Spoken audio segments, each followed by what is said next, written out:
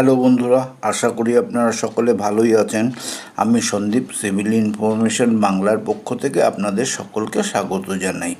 তো আজকের বিষয়, ইটের গাঁথনিতে ইট কতটুকু প্রয়োজন হবে। তো এখানে দেখতে পাচ্ছেন 50 স্কোয়ার ফুট গাঁথনি হবে, সেটা হচ্ছে 3 ইঞ্চি থিকনেসের। তো সেই ইটের গাঁথনিতে কত ইটের প্রয়োজন হবে।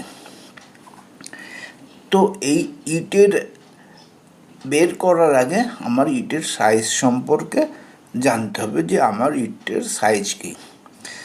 একটি সাধারণ ইটের মাপ লম্বা হয় 9.5 ইঞ্চি, চওড়াটা হয় 4.5 ইঞ্চি, আর হাইটটা হয় 3.25 ইঞ্চি। এই যেখানে লেন্থটা 9.5 ইঞ্চি, এই চওড়াটা হচ্ছে 5 ইঞ্চি, আর এই হাইটটা হচ্ছে 3.25 ইঞ্চি। তাহলে এই মাপের ইট দিয়ে আমাদের এই গাঁথনিটা তৈরি হবে। তাহলে কতগুলি ইট আমাদের প্রয়োজন। তো এবার শুধু তো ইট পরপর বসিয়ে গাঁথনি হয় না, তার সাথে সিমেন্ট বালির মিক্সচার লাগে। এবার এই ইটের সাথে মশলা যোগ হবে। তো মশলা যোগ হওয়ার পরে সাধারণভাবে ইটের লম্বাটা 9.5 ইঞ্চি থেকে 10 ইঞ্চিতে পরিণত হয়, চওড়াটা 5 ইঞ্চিতে পরিণত হয়, উচ্চতাটা 3 ইঞ্চিতে পরিণত হয়।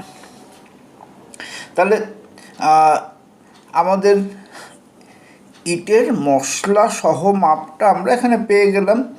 তো আমাদের ইটের গাঁথনিটা হবে এইভাবে 10 ইঞ্চি, আর এখানে হচ্ছে হাইটটা 5 ইঞ্চি। 3 ইঞ্চির যে ব্যাপারটা সেটা এইখানে থাকছে না।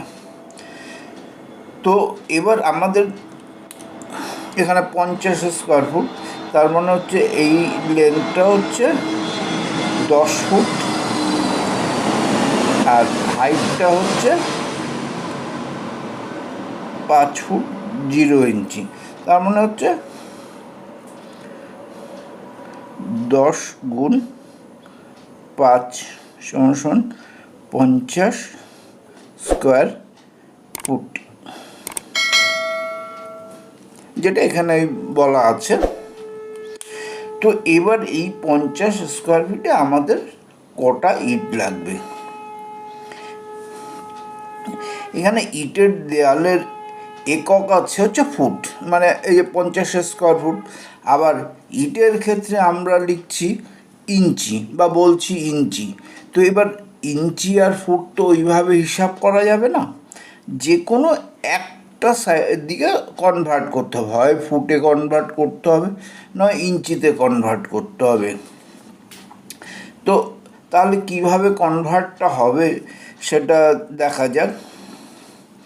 যে সব সময় যে ইট এককে পরিণত করতে হবে, যেটা বললাম। তো এবার এই পরিবর্তন করতে গেলে এখানে 50 স্কোয়ার ফিট আছে, আমার ইটটা আছে ইঞ্চিতে। তাহলে আমি এই ইটটাকে যদি ফুটে কনভার্ট করি, তাহলে ইট যদি ফুটে কনভার্ট হয়, তাহলে আমাদের এই লেন্থটা কত? 10 ইঞ্চি। তাহলে আমরা জানি ইঞ্চিকে ফুটে কনভার্ট করতে গেলে 12 দিয়ে ভাগ করতে হবে। তাহলে 12 দিয়ে ভাগ করলে 10 ভাগ 12 = 0.833, এটা ফুট হয়ে যাবে। একইভাবে 5 ইঞ্চি সাইডটাতে ওটাকে ফুটে কনভার্ট করতে গেলে 5 ভাগ 12 = 0.0416। এটা হয়ে গেল আমাদের ফুটে ইটের লেন্থ আর ব্রেথ। তাহলে আমার এবার হচ্ছে এরিয়া, একটা ইটের এরিয়া কত? তো একটা ইটের এরিয়া হচ্ছে লেন্থ ইন্টু ব্রেথ গুণ করলে যেটা হয় সেটাই। তা এরিয়া = 0.833 গুণ 0.416। তাহলে এই দুটো মাল্টিপ্লাই করে কি হলো? 0.346 স্কোয়ার ফুট। তাহলে আমার এই দেয়ালের পরিমাপের সাথে, দেয়ালের পরিমাপটা হচ্ছে ফুটে আছে, আমার ইটের মাপটাও ফুটে আমি পেয়ে গেলাম। একটা ইটের পরিমাপ হচ্ছে 0.346, তাই তো? তাহলে আমার ইটের এরিয়াটা আমি পেয়ে গেলাম। তাহলে আমার মোট হচ্ছে 50 স্কোয়ার ফিট কাজ হবে। তাহলে ইটের সংখ্যা কী করে বের করতে হবে?